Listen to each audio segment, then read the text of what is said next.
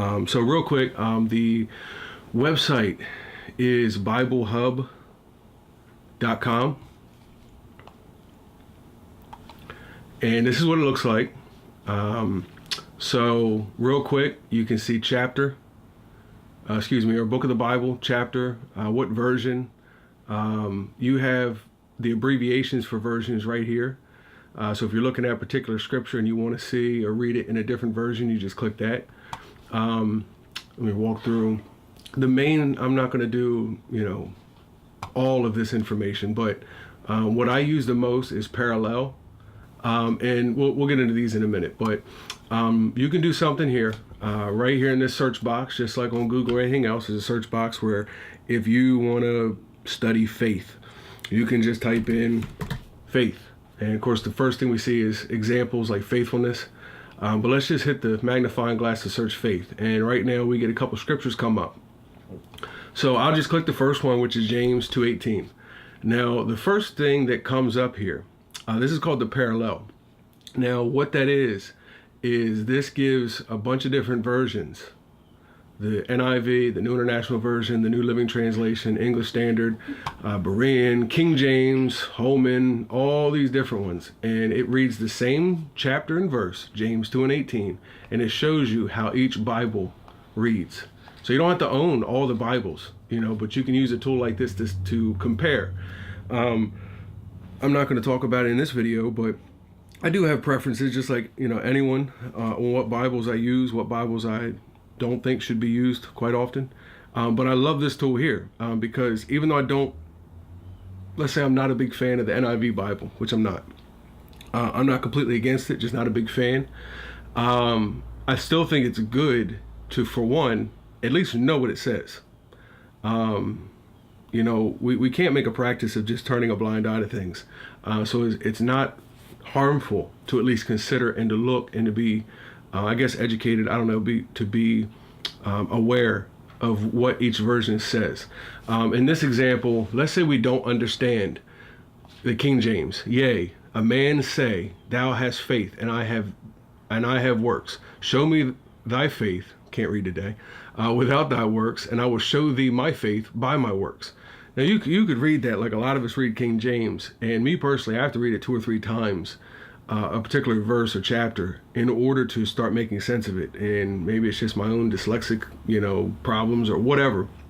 But I have to read it a few times to understand it, especially when it's not, I'll say, in English like dialect that I use today. It's not how I talk to my friends. It's a little bit more complicated. But so let's say I go up here, and right now I'll use the NIV. It says, but someone will say, you have faith and I have deeds.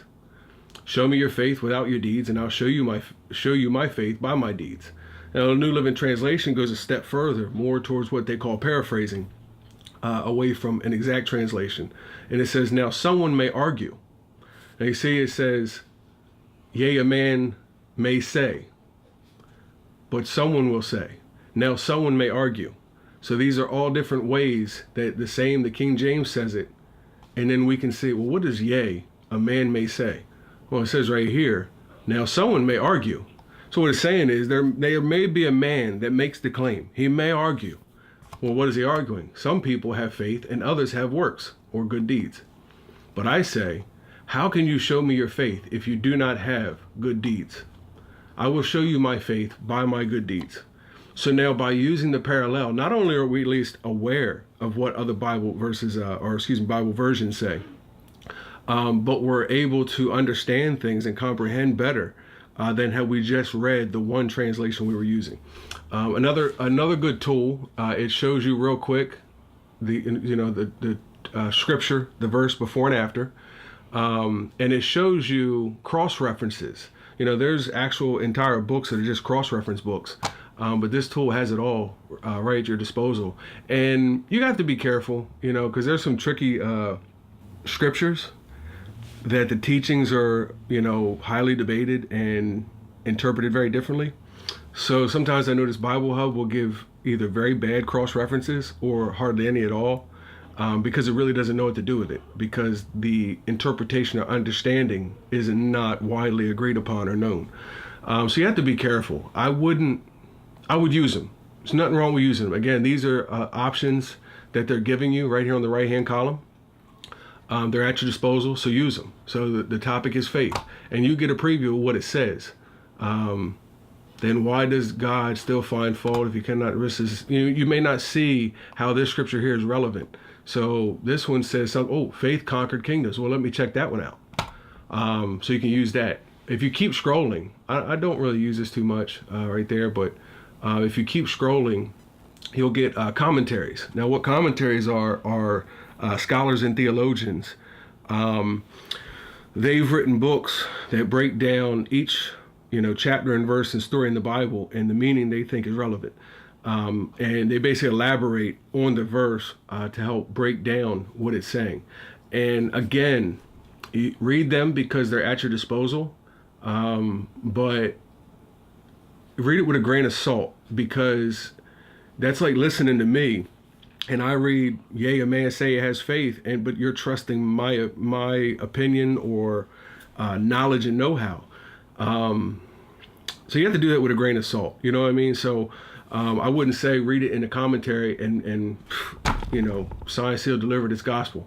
But so anyway, but this is actually really good, because who has the money or the space in their house to own all these commentaries? I actually have this one here, which is called the Pulpit Commentary, and it's massive. It's down in my basement. We can't even keep it upstairs because it's literally the size of a series of encyclopedias. Good to have, it's great, but I wish they would use some more of the religious encyclopedias. That would be really nice if they did that, but they don't. So anyway. Here's something else you can do. So we're still in James 2:8. We're trying to learn. So it's like, all right, well, I see what this scripture means in different verses. I now comprehend what it's saying. I can cross-reference it to study it further.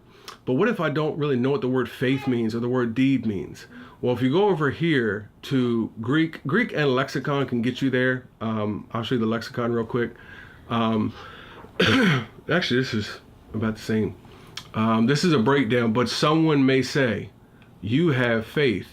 I have, and it reads it down this way, as it gives the Greek word and the Greek number in the Strong's Concordance, where you can find it in the back of the Strong's Concordance, and then a quick definition and the origin of the word, and what type of word it is and everything. The Greek does. You see, I just switched from lexicon to Greek. You see, it's very similar. The chart's a little bit different, and the main difference I like, because I am somewhat familiar with Greek manuscripts. If you don't know what this is actually the sources of where we get our, mainly, I say this one, where we get our, Bibles from, is the Greek. The Bibles weren't written in English, just so you know. So it originally looked like this. Somebody translated it. We're not going to get into that right now, but and these are different versions of Greek. This is a popular one as well. These are the source for a lot of modern Bibles. So I wanted to look at faith, but a man say he has faith. Here's faith right here. See it? And this is the word. Well, I'll click the number, okay? 4102. And I'll show you in the physical study how in the back of the concordance, you look it up in the front, you get a number, and then you flip to the back. And if we looked it up in the front and found faith, it would say 4102. We would look up 4102, and we would read something like this. We see the origin of the word, and that's right here, the Greek, what part of speech it is. Transliteration means when they take the Greek letters, it's a letter for letter translation. So here, if we were to transliterate faith, it would look and sound more like this than faith or belief or trust. But we translate it. So a translation or a definition of this word is faith, belief, trust, confidence. So, and this breaks down the origin of the word, the different parts of the word, to be persuaded, to come to trust. And you'll see it's quite in depth. Most of them are. And it gives different examples. You keep going further. Yeah, just plenty of information. This is where studying really takes place. I asked the person to ask me what they normally do to study, and like most, the answer was read. So they wanted to take it further. They wanted to know how to do a little bit more, than just read just read the scripture. So that's how you look up the word. So let's go back. We can start off searching for faith. We can click on any one of these, and this is again a digital approach. We can go, we've already got the parallel. We can go to the King James and actually read it in the whole chapter for itself. And notice all I did was click King James, and because I was in James, the second chapter, that's where it went. And I can switch translations real fast to any one of these. So, but we'll go back to the parallel. Here's where I can comprehend what it says better. If I read from a King James or something that's difficult, I can find better understanding. I can cross-reference to connect where one scripture says this and another scripture says that. Some would say line upon line. Maybe I'll do a video later that's not what that means. I like throwing little jewels out there in the middle of videos, but Isaiah 28 has nothing to do with studying the Bible. So if I piqued your interest, comment or something, but you can cross-reference, you can check commentaries to gain some understanding. I didn't mention, but sometimes they give good elaboration on the city or the place, or some background information helps you understand better. And again, we can go to the Greek and we can actually look up the definition. And I would beg you to do this. If you're studying and you're not even like checking definitions of words in their original language, if you're like myself or my associates, we don't accept dictionary.com or Merriam-Webster or anything like that. Reason being is that the English language is not only different, English definitions are not only different, but the English language itself has evolved and the definitions have evolved through time. But it wasn't written in English, it was translated to English. So you're relying on the definition of the translator. You're not going back to a source and saying, what did the source say and what did it mean in that language? So it's utterly imperative that we put down English dictionaries and we start using tools like this to say, okay, faith. Let me look up faith, and it's 4102.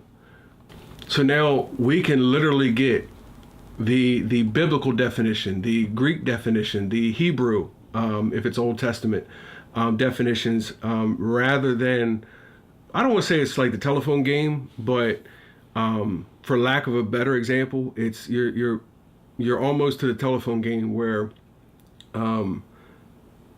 you're relying on modern English, meaning the meaning of modern English words, comparing them to a 1611, the year of 1611 was when the King James was translated. And then not only that, but the Greek words were dated 2,000 years ago when they were first written. So anyway, you see there's not only a time gap, but there's been a telephone approach. So things can change over time. So we want to go back as best we can. I don't want to say to the source, but to the source of language, to closest to the original language as we can, and see what they mean in these languages. If you have any questions, if that was too fast, I feel like it was, but I don't want it to drag out too long. But if you have any questions, just let me know. Or if you say, hey, I don't quite get it yet, but I want to study crucifixion. I don't know. So can you study that topic digitally on here and show me how you did it? I don't mind doing that. So if you have it, just let me know, and I'll come back with another video. But also check out, I'm gonna do another video on physically studying the Bible, which after showing you the shortcuts, which is digital, great tools, you should use them because you have them. But I'm definitely a proponent of physical books over the digital. I use physical concordances, and I'll show you the difference. You'll get to see the difference. And I'm a hands-on person. I'm a physical page flipping person. And I'll show you the difference in I'll show you the difference in the concordance, the Bible, the books. But again, instead of you having to have that whole library right now, if you want to get started, you can definitely do it digitally. There's also an app on whatever app place that you get apps from, but it's BibleHub is the app, so you can use it around on your phone, which I do. So anyway, if you like this, like it. If you didn't, God bless you. Stay tuned for more. Thank you. Hey guys, real fast, I wanted to show you before I leave out a couple of interesting tools that they also have. Like right here, you see I'm on Genesis 1 and 1, and right here we can go to timeline, this little hourglass figure right here, and that brings up a timeline of when these events took place. I thought some of these are actually pretty interesting, especially if you're studying a topic or something for the first time. So this goes through the entire book of Genesis, and it shows about what year it's believed that these things happened and where to find it in the chapter. But next to that, this little icon here is the outline. You can actually, if you just want to breeze through it, you can check it out. It'll show you Genesis chapter 1 in outline form. The people, the places, and then the outline of what the Bible actually has step by step in that chapter. Next, this is a brief summary, kind of like a rough draft or something of an outline, kind of expounding on the outline, summarizing the text. This is interesting. It's a treasury of scripture knowledge, but it's a cross-reference tool. It's this right here, this like Greek theta or T maybe. So it says in the beginning, because Genesis 1 and 1 says in the beginning, right? In the beginning, God. So it gives a list of scriptures for the beginning. And it's like a collective cross-reference of these two concepts. Pretty extensive, as you can see, but also pretty interesting. Right situation, it could come in handy. These are just images. These are commentaries. I think that's a commentary as well. And these are cross-references to Genesis 1 and 1, and these are all scriptures that cross-reference to Genesis 1 and 1. So like we had in the parallel, they had the cross-reference off to the side. That's kind of why I like the parallel. It's like a one-stop shop for little easy access for this information. But if you want to just do that, you can click on, I think it's this one here, these two arrows for cross-reference. And this is to read them side by side, like the parallel, all at once. So Genesis chapter 2, side by side, some of the main translations. So anyway, just want to show you real quick what these were. I don't think you're going to need to read it in Hebrew or Greek, or Aramaic, but that's what that is. So anyway, but I did want to show you what these were right here. So I hope that's helpful. Thank you for watching.